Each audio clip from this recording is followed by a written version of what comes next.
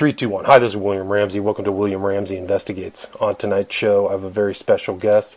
He comes to us from the UK, and he's recently published a book at the beginning of this year. The title of the book is XYZ, The Real Story of How Enigma Was Broken. I've read the book. It's an excellent book, and it provides background into a very important aspect of World War II involving cryptography. And his name may sound familiar. His name is Dermot Turing. He's a relative of Alan Turing, who was featured kind of in a recent movie, The Imitation Game, starring Benedict Cumberbatch. But Mr. Turing is a prolific author. He has other books. Such titles are The Story of Computing, Prof. Alan Turing Decoded, published 2016, Alan Turing, The Life of a Genius, published 2017. He's also involved in a historical display at the famous Bletchley Park, and that's available to 2028. I believe it's available there, and you can see a lot of the information that he's compiled at his website. It's dermotturing.com, DermotTuring.com. So, Mr. Turing, are you there? I'm here, and thank you very much for that very splendid introduction. Awesome, great. Well, I'm delighted that you agreed to the interview. So, for people who may not know about your background, can you talk a little bit of anything that I might have missed on the intro, and what led you to write this book? So I'm not a professional historian by background. I spent my career in the legal profession, but the fact of being so closely related to Alan Turing has meant that I've always, for the whole of my life, really had an interest in the Bletchley Park story, and in particular what Alan Turing was doing there. And more recently, I guess, to try and find out a bit more about the backstory to the Bletchley Park story. I think people, certainly those who've seen the movie you referred to, The Imitation Game, will know that Bletchley Park is very famous for having broken the cipher machine that the Germans thought would be unbreakable, the Enigma machine. And Alan Turing's name is very closely associated with that.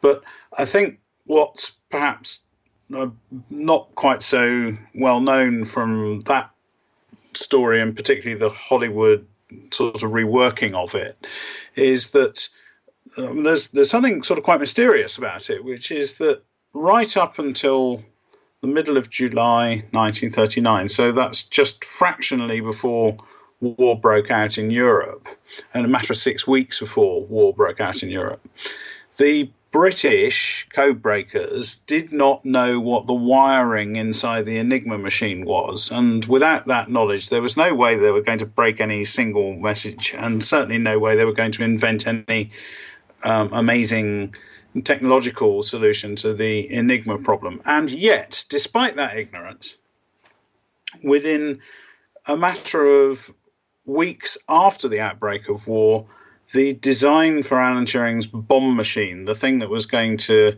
basically crack the daily problem of how the Enigma machine was set up, that design was already being discussed with the engineers, and it was in the hands of the engineers so that they could start working on the prototype before Christmas of 1939. So we've gone from this rather extraordinary state of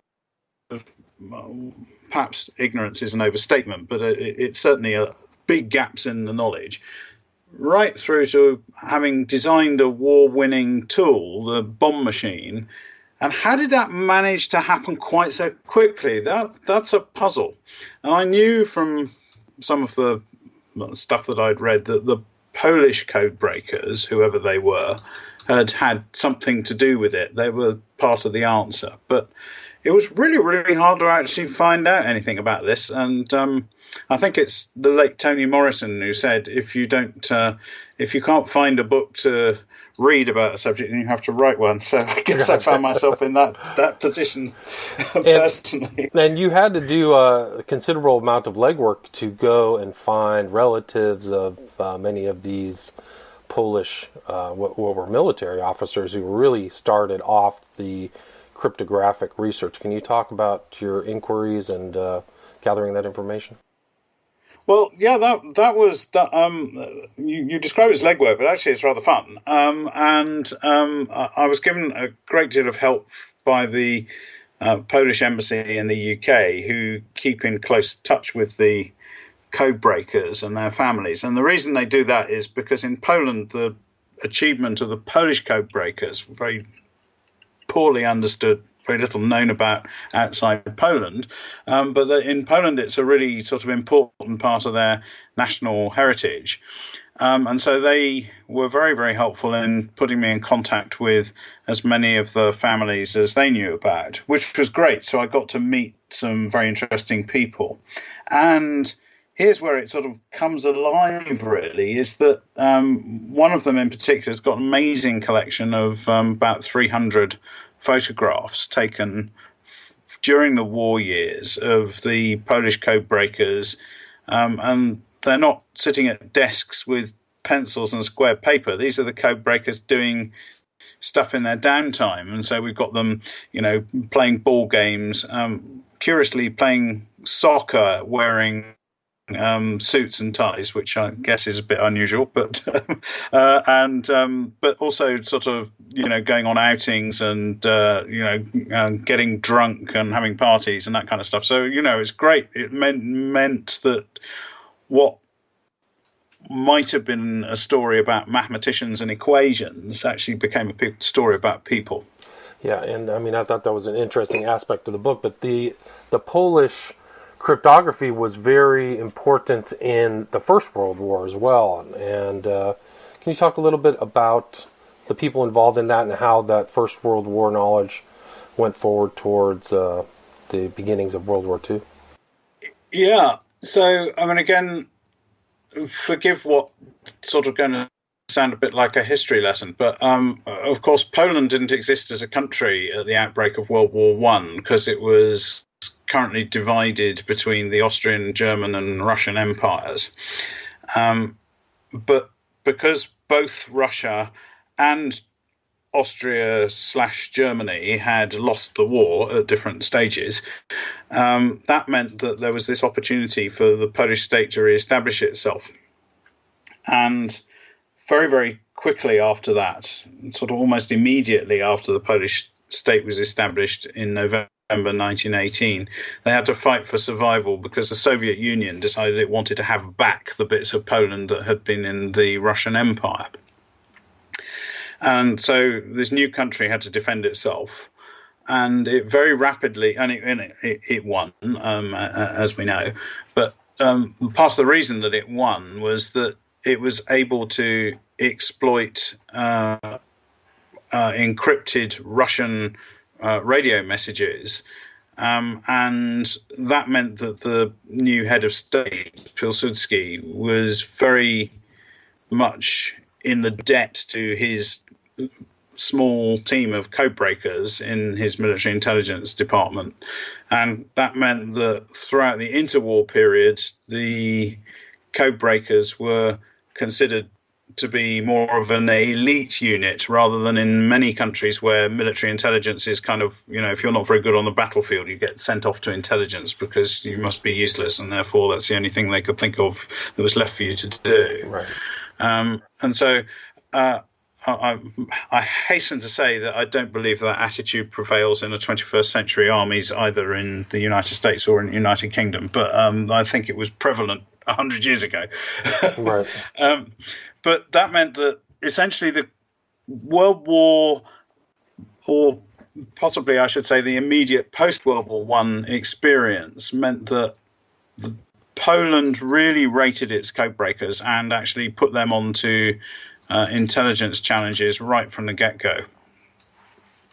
And they were not only interested in Russia, but also focused towards Germany as well. Many of the early code breakers that you include, whose names was Chieski and Palu, these guys were all kind of focused on Germany, so they were aware of the problems of cryptography from that perspective, from the Polish perspective. Well, yes. I mean, again, so just looking at Poland's geographical position, it was sort of squeezed between Germany, on the west and the Soviet Union on the east, and so it kind of felt to them like they were trapped in a vice. So knowing what the Germans were up to was every bit as important as knowing what the Russians were up to. So yeah, absolutely. So recruiting bilingual Polish experts who had grown up in the pre-war years in what was German-occupied Polish territory, and therefore these guys had grown up as bilingual German-Polish speakers. They were ideally placed to be recruited by the military intelligence to investigate codes and ciphers. Right, and I think that you wrote in the book that they built the largest radio tower, I think, in Europe at one point, right, to obtain as much information. But can you talk a little bit about that and how they came to? It was a very strange episode because, I mean, obviously monitoring radio traffic is not wholly straightforward, and there's all sorts of atmospheric and electrical questions that can interfere with the signal. And so clearly Poland regarded interception as being something that they needed to focus on, and I don't criticize them for that. But what was perhaps completely bizarre was they blew most of their technology budget on this huge radio tower.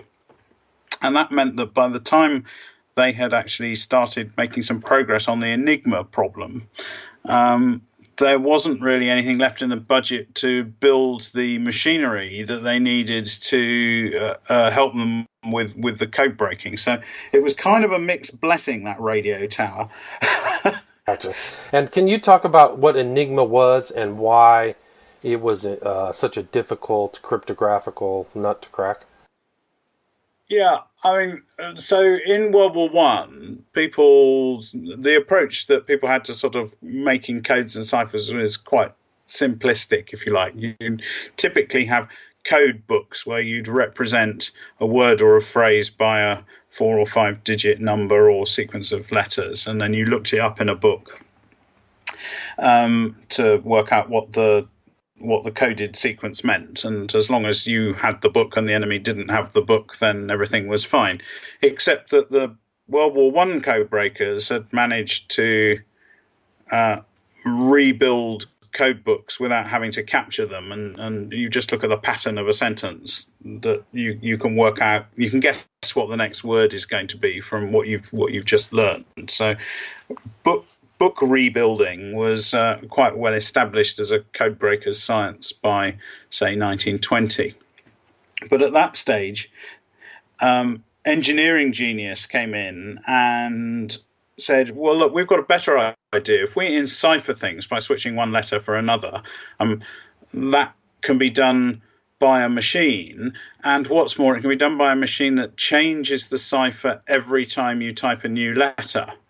And the way it would change it is by altering the wiring in the machine. It's a bit like operating a laptop keyboard, if you like, where you press an A, but instead of an A coming out on your screen, you'd find a different letter because the wiring has led from A through some complex mechanism that changes it to something else. And they were using a rotor-based device to change the cipher every time you pressed a letter. So every time you press a letter, the rotors move round. That's why you get a different pattern emerging. And so this thing was called the Enigma machine, this cipher machine. It was... But of course... Oh, sorry. Well, the real challenge is that there's so many different ways that the wiring could be configured in the machine. I mean, it's millions and millions, and if you don't know how that's done, then you're not going to be able to break the cipher. That was the security of the machine. And how did they solve that problem?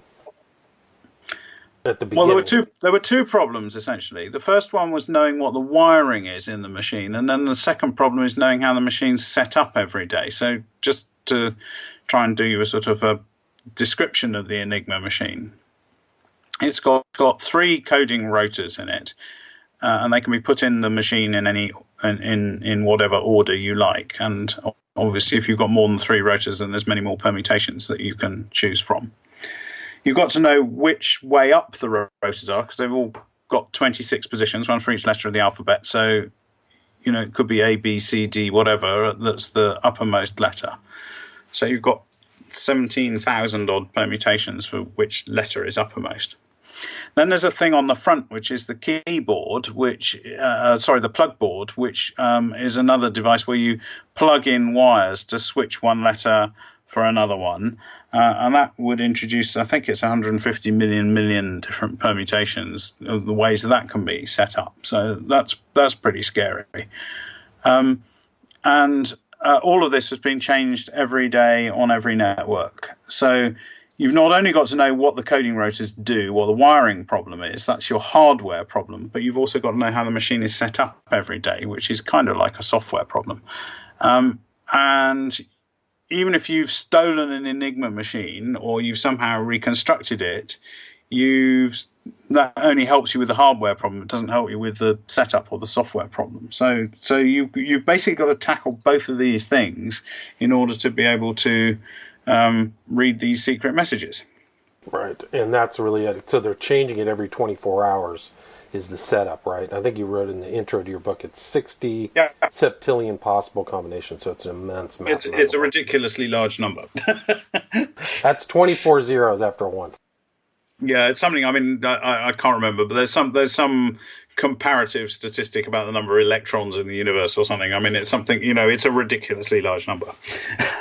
Right. So the interesting thing is that the Poles really started their grind through solving the problem of Enigma very early, much earlier than what would become the French and the English involvement, and then the Americans. But can you talk about how they kind of addressed this problem leading up to 1939?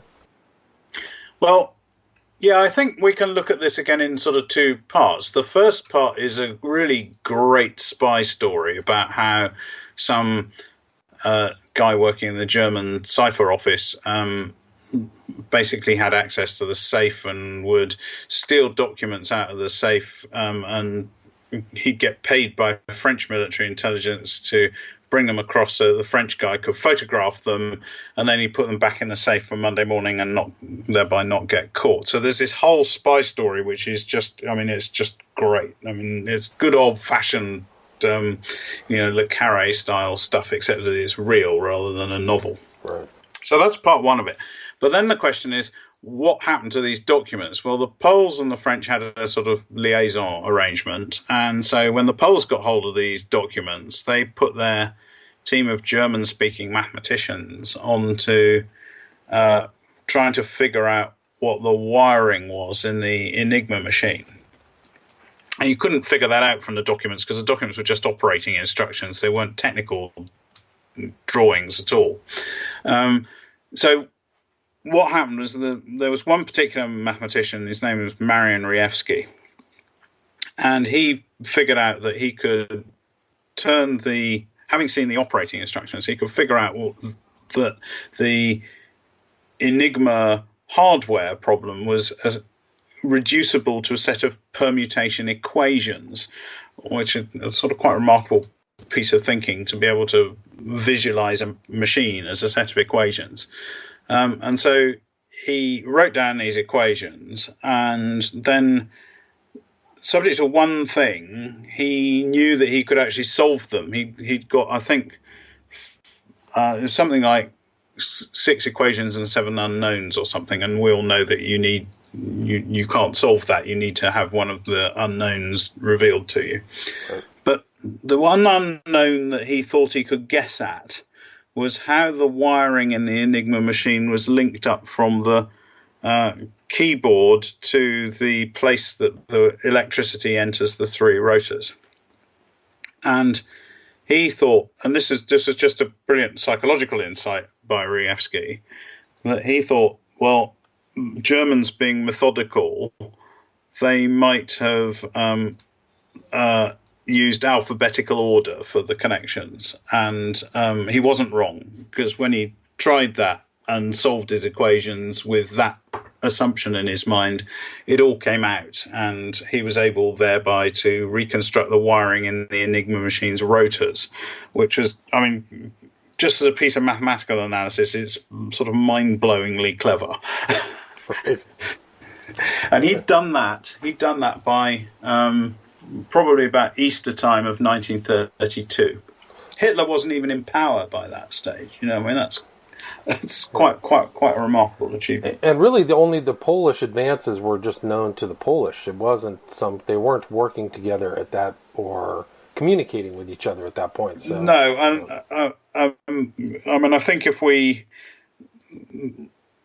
that doesn't surprise me at all, because if you think about it, most countries are pretty unwilling to share their hard-won secret intelligence with anybody else. And in the 1930s, most countries switched sides once or twice. In the 1940s, it happened again. So the idea that they were actually going to share this discovery, if you like, with their French allies or anybody else, certainly the British, who were nowhere to be seen, that was just inconceivable. So I'm not in the least bit surprised they didn't tell anybody, but that meant that they were quite happily in a position to create techniques for solving the software problem and then to start reading Enigma messages in the mid-1930s. So by the mid-1930s, they knew exactly what Adolf Hitler and his armed forces were preparing to do. Right. So they were seeing these movements and the Anschluss and all these events probably made them nervous, and Yes. that led them to reach out. And can you talk about how they reached out to the French and how the knowledge of the Enigma got spread around to other countries? Yeah, I mean, I think the Poles were very keen to keep the whole success story under wraps for the reasons I just mentioned. But the French and the British the French had been very alive to the threat of Nazi Germany for some time. The British sort of woke up to the issue rather late. But by 1938, both the French and the British were effectively stymied by the Enigma problem. They were clueless about the wiring, and yet they knew that this was the way that the Germans were going to conceal their secret messages if war broke out. So they kind of needed to make some progress on it.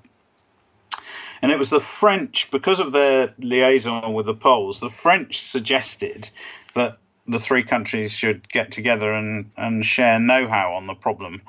And I think the guy in charge of the French effort, a chap called Gustave Bertrand, I think that Bertrand must have suspected that the Poles had made more progress than they were letting on.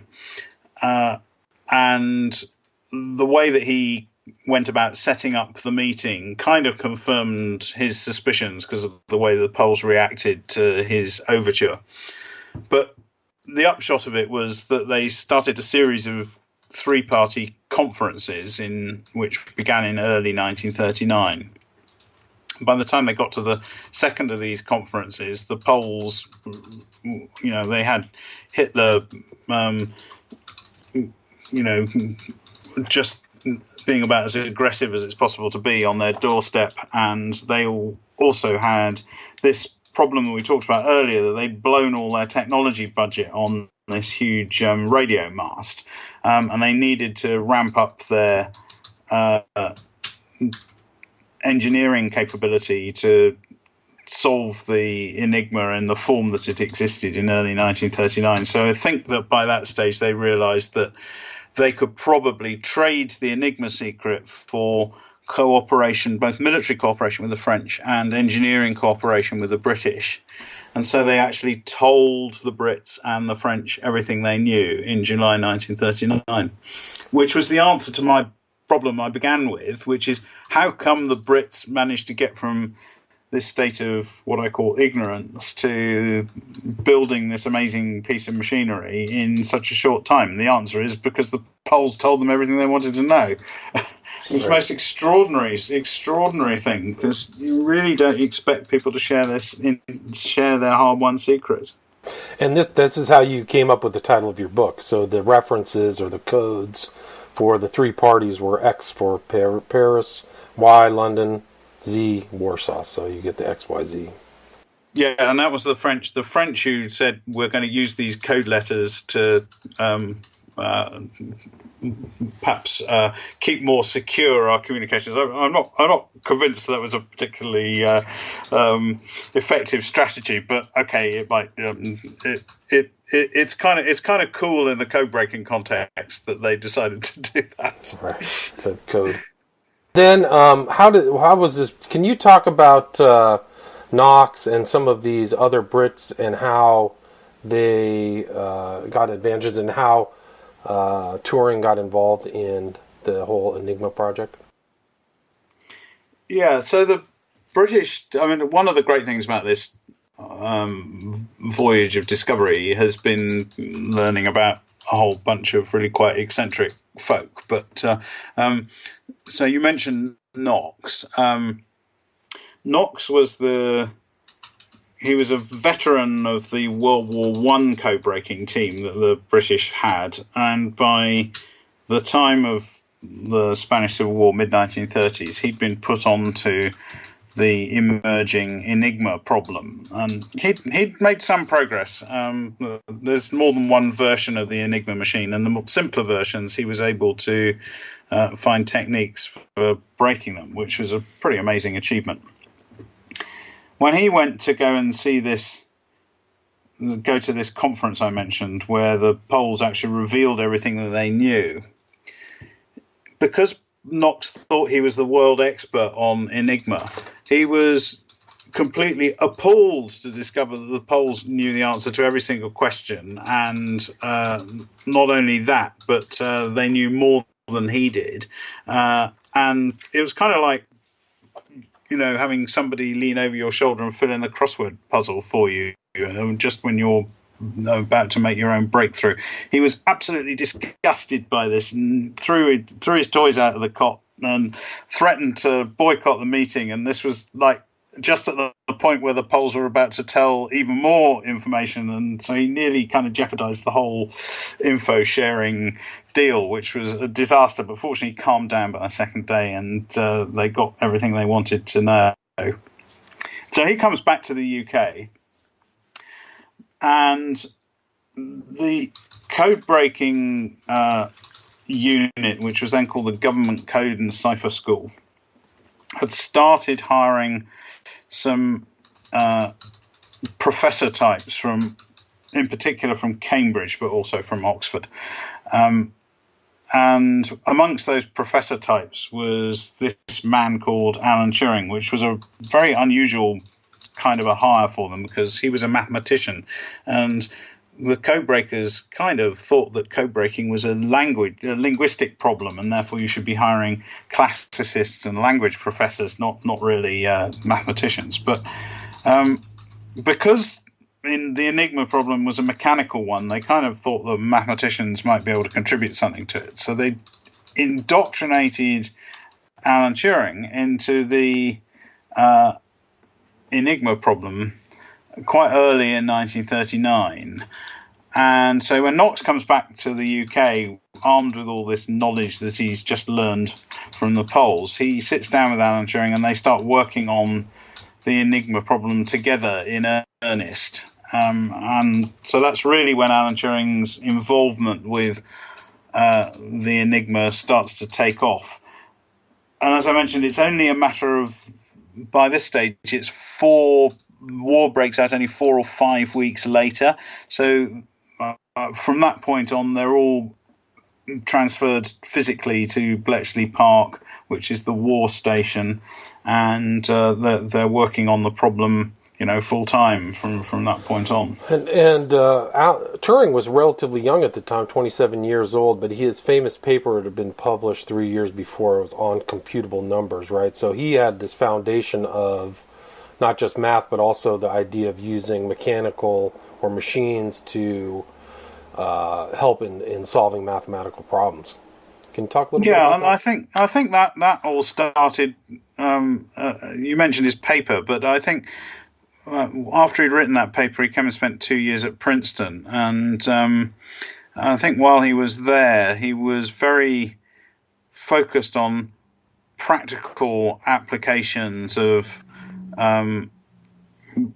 problem solving through machinery, and so he actually spent some time sneaking off to one of the engineering laboratories at Princeton and actually trying to make machines to do things. I mean, he built himself a multiplication machine. I don't know how it worked, but one of the things he did while he was there. So he was quite focused on not just the sort of very esoteric equation solving, but the mechanical devices for taking the drudgery out of routine mathematical processes. Right, and wasn't he the one who distilled all kind of machine thinking down to a byte, a 0 or a 1? Wasn't that kind of his insight, or is that not correct? I would hesitate to sort of say that that's somehow his idea. I mean, certainly he was quite conscious that all mathematical propositions could be represented as a string of ones and zeros. That's the sort of essence of the thing called the Turing machine, which was in his paper on computable numbers that you mentioned. So yes, I mean that it's at the heart of that. Whether he's the first to have come up with the idea that propositions could be represented in that way, I don't know, but he certainly realized that binary was a useful way of representing both numbers and concepts to so that they could be processed in this mechanical way.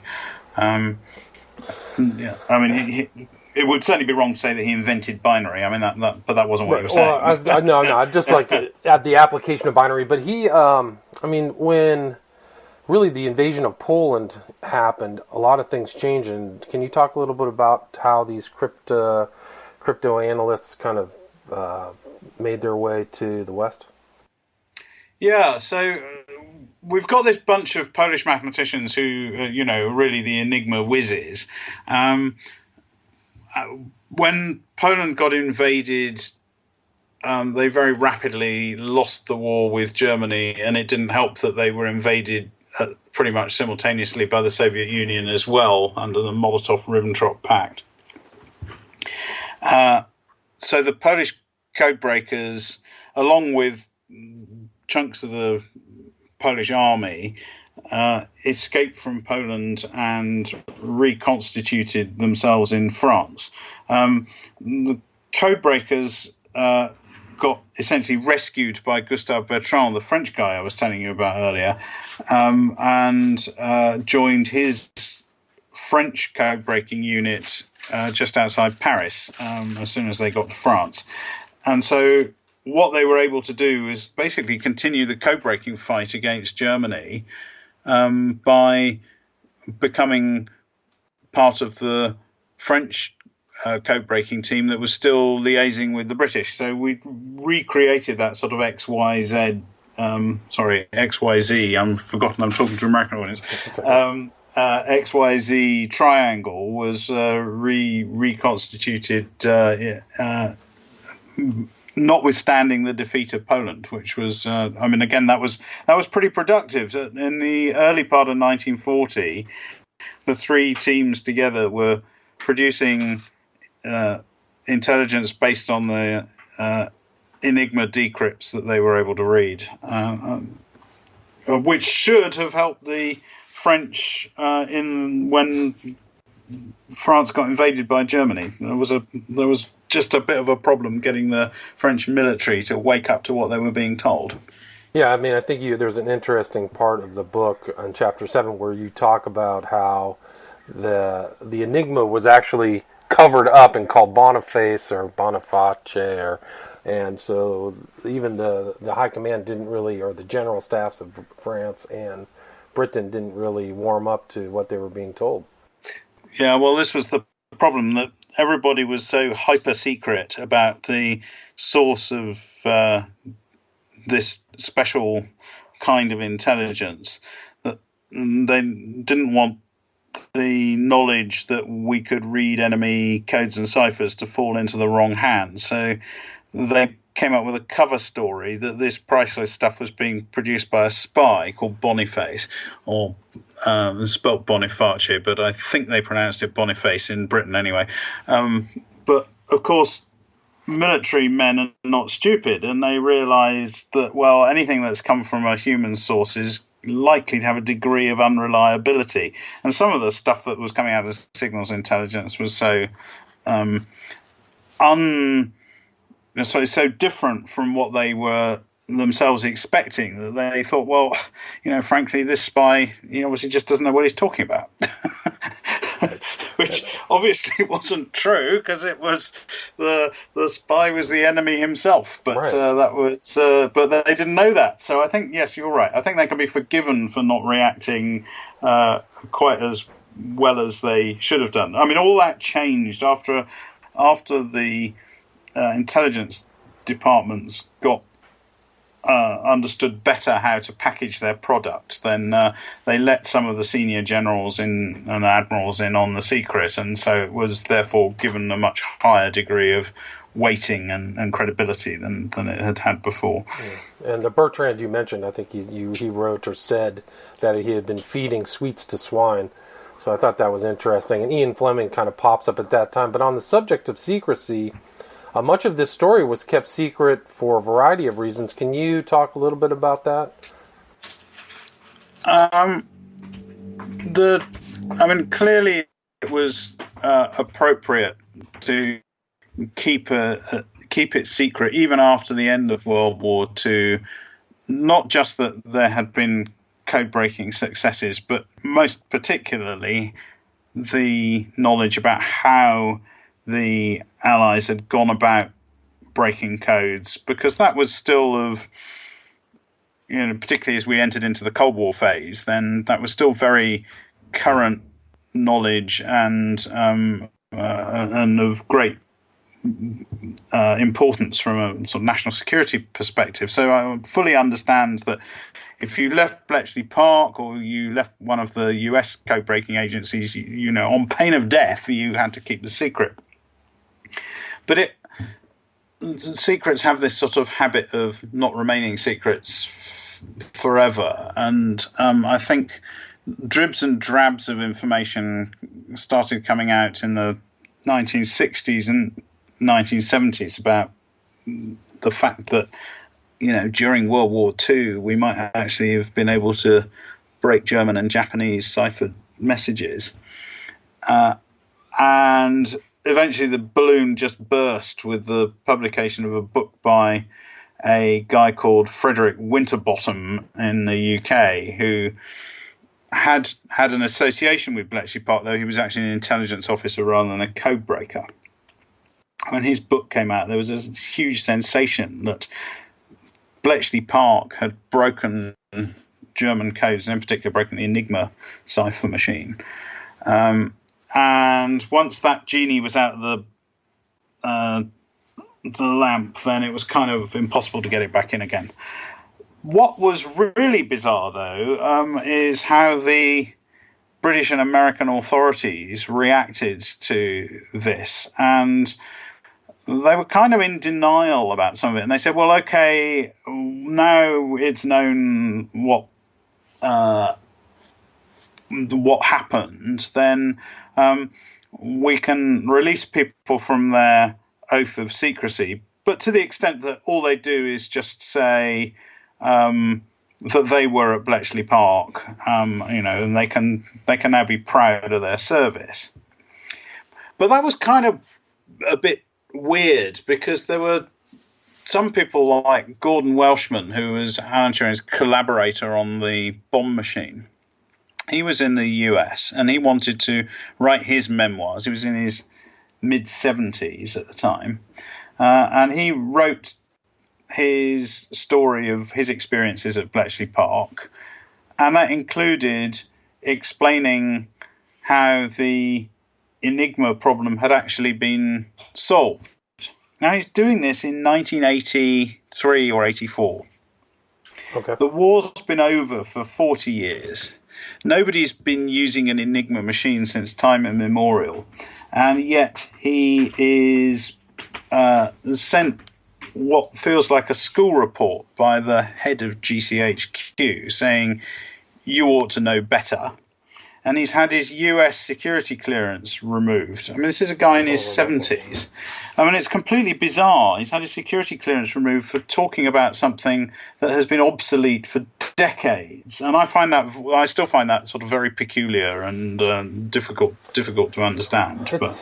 It seems odd. I mean, when you wrote in your book, these people had to acknowledge the Official Secrets Act, and I think that was in perpetuity, right? There's no time limit.